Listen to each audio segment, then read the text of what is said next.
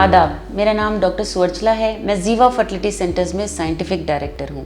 आज हम non obstructive अजूस्पर्मिया के बारे में समझने की कोशिश करेंगे। तो पहली बात, अजूस्पर्मिया क्या है? जब सीमेन एनालिसिस रिपोर्ट दिया जाता है एनालिसिस के बाद, उसमें अगर स्पर्म्स ना हो तो अजूस्पर्मिया कहा जाता है, यानी कि इजैकुलेट में स्पर्म्स का ना होना। ये अजूस्पर्मिया दो तरह के हो सकते हैं। एक तो होता है ऑब्स्ट्रक्टिव अजूस्पर्मिया, दूसरा होता है नॉन ऑब्स्ट्रक्टिव अजूस्पर्मिया। सो ऑब्स्ट्रक्टिव अजूस्पर्मिया जैसे नाम सजेस्ट कर रहा है, इसका मतलब ये है कि कहीं तो कुछ ब्लॉकेज है, कोई ऑब्स्ट्रक्शन है, कोई ऑब्स्टिकल है जिसकी वजह से स्पर्म प्रोड्यूस तो हो रहे पर बाहर नहीं आ पा रहे। इसमें स्पर्म प्रोडक्शन होता है सिर्फ ब्लॉकेज की वजह से। कहीं भी हो सकता है ब्लॉकेज रिप्रोडक्टिव सिस्टम में। तो पुरुषों में अगर एपिडिडिमिस में हो गया, वास डिफरेंस में हो गया, या जो भी ट्यूब का लेंथ है उसमें कहीं भी ये ब्लॉकेज हो सकता है जिसकी वजह से स्पर्म्स बाहर नहीं आ पाते। इसका अनुमान हम हार्मोन टेस्ट द्वारा लगाते हैं। अगर हार्मोन इवैल्यूएशन ठीक है, हार्मोन के वैल्यूज अच्छे लग रहे हैं, तो इसका मतलब ये है कि स्पर्म प्रोडक्शन हो रहा है लेकिन स्पर्म्स बाहर नहीं आ पा रहे हैं। तो ये हो गया ऑब्स्ट्रक्टिव अजूस्पर्मिया।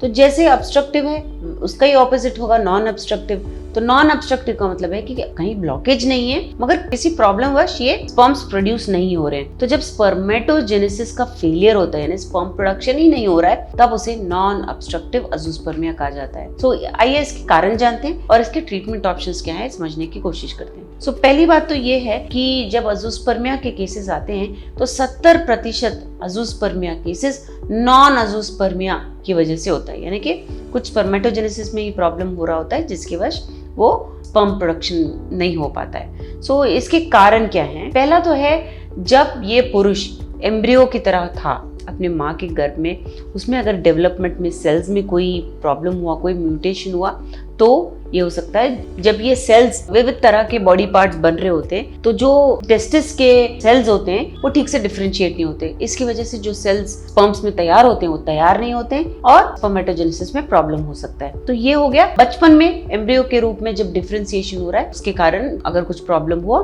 तो स्पर्मेटोजेनेसिस ना हो पाना। दूसरा है हार्मोनल इम्बैलेंस। तो आपके ब्रेन में हाइपोथैलेमस पिट्यूटरी नामक दो छोटे छोटे भाग हैं जहाँ से बहुत इंपॉर्टेंट हार्मोन्स रिलीज होते हैं, स्पर्मेटोजेनेसिस के लिए बहुत इंपॉर्टेंट होते हैं। और ये यहाँ से जो हार्मोन्स है वो गोनैड्स काम करते हैं। गोनैड्स यानी टेस्टिस, पुरुषों में टेस्टिस। तो ये जो एक्सेस होता है, ये जो तीन चीजों का एक्टिविटी होता है, हाइपोथैलेमस, पिट्यूटरी और गोनैड्स का, ये बहुत जरूरी होता है। कहीं भी अगर हार्मोन प्रोडक्शन ठीक नहीं हुआ इन तीन भाग में, जो भी हार्मोन्स वो प्रोड्यूस कर रहे हैं, तो नॉन ऑब्स्ट्रक्टिव अजूस्पर्मिया हो सकता है हार्मोनल इम्बैलेंस की वजह से। तीसरा कारण है जेनेटिक डिसऑर्डर्स। तो अभी जेनेटिक्स में क्या होता है, जब आपके जीन्स में मल्टीप्लिकेशन, डुप्लीकेशन, यानी कि हर जीन का 2 कॉपी होना चाहिए, मगर अगर 3 हो गए, अगर एक कम हो गया तो उसे म्यूटेशन कहा जाता है। तो सही मात्रा में जीन्स नहीं हो पाते, 46 जो होने चाहिए या 23 पेयर्स जो होने चाहिए वो नहीं होते, एक्स्ट्रा होना है। इसकी वजह से भी ये प्रॉब्लम हो सकता है। उदाहरण के तौर पे क्लाइनफिल्टर सिंड्रोम, ये एक ऐसा प्रॉब्लम है जहां 47 क्रोमोसोम्स आते हैं, यानी कि XXY, जहां पुरुषों में X और Y यही होना चाहिए, इसमें X के 2 कॉपी और एक Y का कॉपी हो जाता है, XXY। क्लाइनफिल्टर्स के कारण जो सेल्स स्पर्म्स में तैयार होते हैं वो सेल्स नहीं होते हैं, जिसकी वजह से अजूस्पर्मिया हो सकता है। फिर आता है टेस्टिकुलर प्रॉब्लम। अगर टेस्टिस में हीट ज्यादा हो, कोई ट्रॉमा हुआ हो, कोई चोट लगी हो, या वहाँ पे कोई इन्फेक्शन हो, तो भी ये प्रॉब्लम हो सकता है जहाँ पे स्पर्म्स जनरेट नहीं होते। फिर अगर बचपन में आपको मम्स या मेनिंजाइटिस की बीमारी हुई थी, तभी भी ये नॉन ऑब्स्ट्रक्टिव अजूस्पर्मिया हो सकता है। अगला कारण है कीमोथेरेपी। जब कैंसर का डायग्नोसिस होता है तो तुरंत ही कीमोथेरेपी शुरू करने के लिए कहा जाता है, मगर कीमोथेरेपी से जो स्पर्म्स के सेल्स हैं वो मर जाते हैं। इसलिए पेशेंट्स को कहा जाता है कि कीमोथेरेपी के पहले अगर टाइम हो तो एक सैंपल अपना फ्रीज करा लीजिए, ताकि ट्रीटमेंट के बाद जब आप ठीक हो जाएं तो ये सैंपल आप यूज कर सकते हैं पिता बनने के लिए। सो ये बहुत जरूरी है ये जानना कि कीमोथेरेपी के पहले स्पर्म्स को फ्रीज करना चाहिए, नहीं तो उसमें भी अजूस्पर्मिया हो सकता है। फिर होता है टॉक्सिक अब्यूज या सब्सटेंस अब्यूज। अगर आप कोई एनाबॉलिक स्टीरॉइड्स ले रहे हो या कोई ऐसी दवाइयां ले रहे हो जो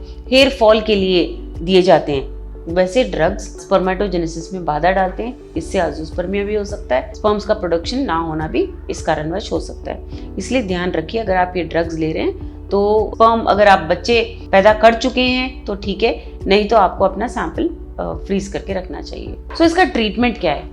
पहले तो अजूस्पर्मिया जब बताया जाता है तो आपको 1-2 बार उसको रिपीट करना चाहिए। सीमेन एनालिसिस को रिपीट करा के अच्छे से सेंटर में जांच करवाइए, ताकि ये निर्धारित हो कि सच्ची में अजोस्पर्मिया है, यानी ये बहुत कम स्पर्म्स में मिल रहे हैं, तो ये बहुत जरूरी है। अगला है हार्मोन टेस्ट। जब हार्मोन टेस्ट किया जाता है, हार्मोन्स के मुताबिक ये पता लगाया जाता है कि स्पर्म जनरेशन हो रहा है या नहीं। अगर नॉर्मल है तो शायद ऑब्स्ट्रक्टिव अजोस्पर्मिया है, तो स्पर्म के मिलने के चांस ज्यादा होते हैं। अक्सर ऐसा भी होता है कि मेडिकेशंस द्वारा, जैसे मैंने कहा हार्मोनल इम्बैलेंस, तो ये पिट्यूटरी हाइपोथैलेमस गोनाड्स का जो हार्मोनल इम्बैलेंस है उसमें हार्मोनल थेरेपी दिया जाता है। FSH नामक दवाई हो गया, ये सब अगर हम देंगे तो स्पर्म जनरेशन फिर से शुरू हो सकता है, जिसके कारण आपके स्पर्म्स यूज किए जाते हैं IVF के दौरान। तो ये एक और प्रोसीजर है।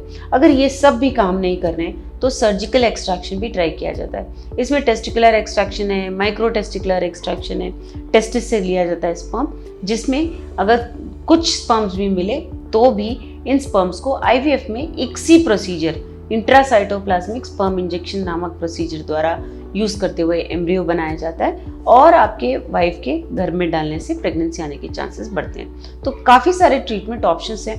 पहले तो प्रॉब्लम को समझना चाहिए, और अगर टाइम है तो मेडिकली उसको सॉल्व करने की कोशिश करनी चाहिए। नहीं हो रहा है तो सर्जिकल भी कोशिश कर सकते हैं। सो अगर आप कोई ड्रग्स ले रहे हैं, कोई दवाइयाँ ले रहे हैं, जैसे हेयर फॉल के लिए मैंने बताया, अगर आप वो रोक देंगे तो भी रीजनरेशन ऑफ स्पर्म्स हो सकता है, मतलब स्पर्म का दोबारा पैदा होना। सो ये सब अगर आप करेंगे तो चांसेस हैं कि स्पर्म प्रोडक्शन बेहतर हो जाए। इसके बारे में और जानकारी के लिए अवश्य जीवा फर्टिलिटी सेंटर आइए। धन्यवाद। हमने इस वीडियो बनाने के लिए बहुत मुशक्कत की है। मेहरबानी करके हमें लाइक और सब्सक्राइब जरूर कीजिएगा। शुक्रिया।